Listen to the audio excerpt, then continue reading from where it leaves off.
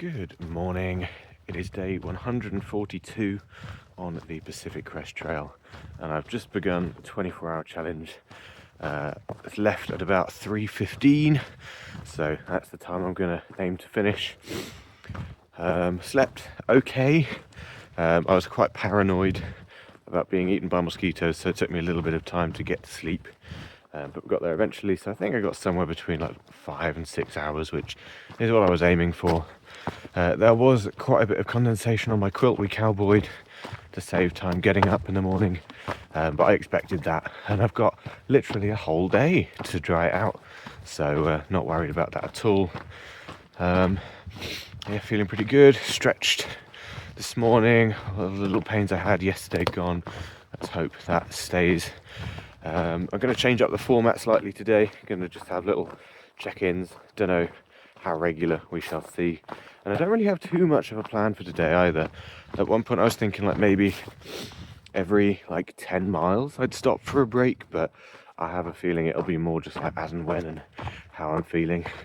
So yeah, we shall see how the day goes. As always, see you in a bit. It's about 3 hours in, 9.5 miles in. I've been going pretty speedy because it's first thing in the morning, and haven't really stopped at all yet. Feeling pretty good. This is still very much like within comfort zone. I think things are going to get interesting probably after the 12-mile mark, or sorry, 12-hour mark, because that's like generally kind of the longest amount of time I spend on trail. Highlights of the morning include the stars. I tried to take a picture, but I don't know if it came through. There was also an electricity pylon that had been damaged by fire that was also illuminated by some kind of truck doing work at about 4 a.m. For some reason. I don't know if they were cutting down trees or something. And also a slightly terrifying cutout of Smokey the Bear that poked around the corner about 4:30 or something like that. Yeah, going well so far. Checking in a bit.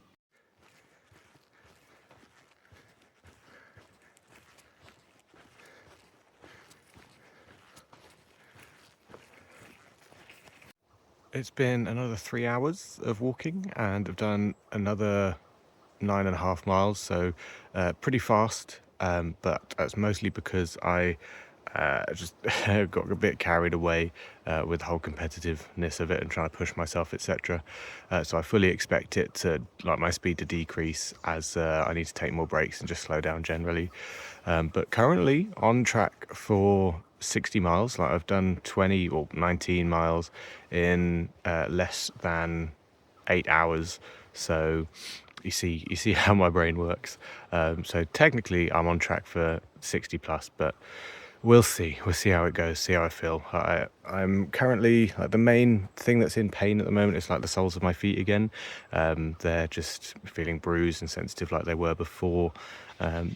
And I've got some rubbing, so like hot spots, but I'm going to tape those up.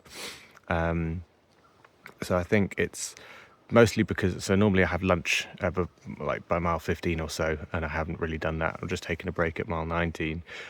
So probably going faster and doing things differently to what I normally do. But otherwise feeling good. Legs a little bit stiff, but I've stretched, and I'll try and massage them a bit so they stay loose. Yeah, gonna tape everything up and then get going for another 3 hours if I can. See you there.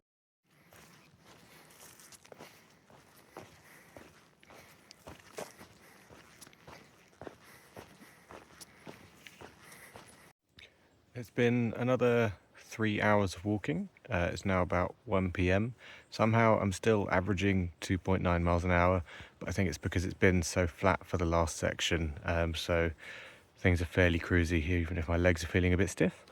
Feet feeling pretty much as they were before, maybe a little bit better, which is nice, but can definitely feel the legs starting to stiffen up a little bit now. The next section is probably the cruisiest, or at least the flattest, of the entire day. So I may need to take extra breaks just to stretch out my legs. We'll see how we handle it.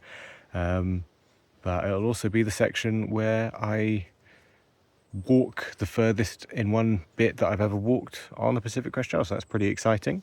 Yeah, Some highlights. Haven't really been any highlights for this last section. There were some electricity pylons that were different, but it's been pretty much a green tunnel today, which is nice because it's quite sunny. So it's nice to have a bit of just shade for the whole time. There have been one or two mosquitoes, which is sad, so I've put insect repellent on. But yeah, I'm gonna have some lunch. I'm charging up all of my stuff, and yes, I'm gonna have a bit of an extended break now. See you in a bit.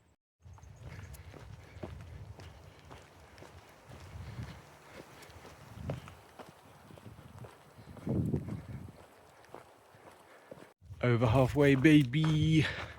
It's just gone 5 p.m. I've done about 37 miles, so it's going fairly well. The pain in my legs and feet has kind of settled into a dull ache, so hopefully that continues, and the chafing seems to be under control again. Hopefully that continues. I'm starting to get quite tired though. I've still got 10 hours left. I'm pretty confident that I'll be able to get to Timberline, because yeah, I only got about 15 miles to go and 10 hours, so even if I'm only doing like 2 miles an hour, still have a bit of time left over. Not sure how I'm feeling about the 60 though. Like, it's all climb. You can probably tell I'm a bit out of breath, and I think in the last 5 miles there's like 2,000 up, so quite intense, but I'm on my way. We'll get there. We'll have fun. We'll see how delirious I am. I think I'd accept and welcome delirium, actually.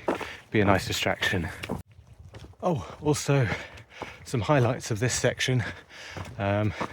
Drippy acting out what the 24 hours is going to look like, and a nice lake to break up the green tunnelness. Another notable thing is that I haven't listened to any music or podcasts or audiobooks or anything in this last 3-hour section, so that's different. I don't think it will continue in the next bit.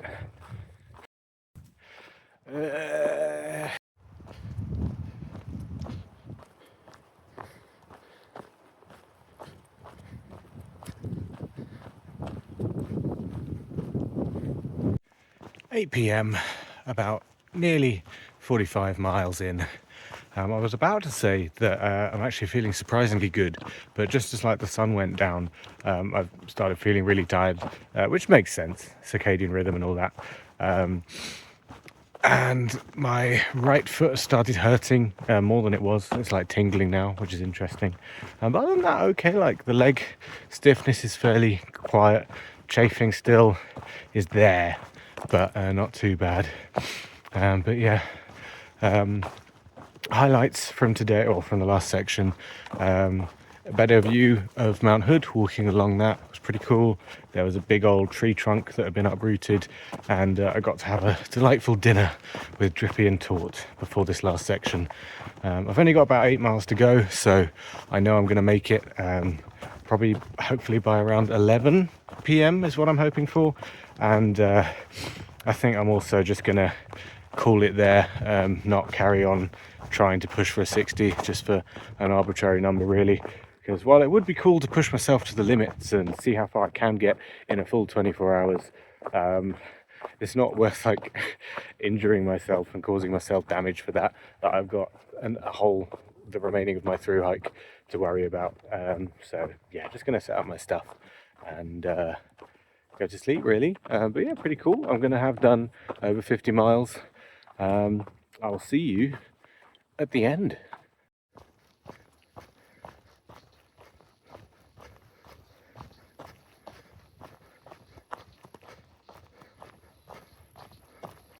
Good morning. It is the morning after the night before. I made it. It's probably the most difficult thing I've ever done in a single day. I'm very glad I decided to just stay at the lodge and not try and do any extra miles, because I was pretty wrecked by the end of it. My feet hurt so much, and the climb right at the end was so intense. It just finished me off, really. I think the closest thing I've ever done to this before is, other than walking the trail, is when I tried to do 100,000 steps in a day. And so I was walking, I think, for a total 15 hours for that. And I smashed that this time, so I've got 113 steps, I think, 113,000 doing this, so big win. But yeah, I got in. I did make it by 11 after filtering some water just before I came in, and there were tents everywhere. I think I found the post-trail days bubble. It was very difficult to find a spot. I had to go for a little explore to find somewhere, but I made it. I'm here, and now I'm just going to chill for the day. Maybe get myself a nice breakfast buffet. Yeah, see you tomorrow.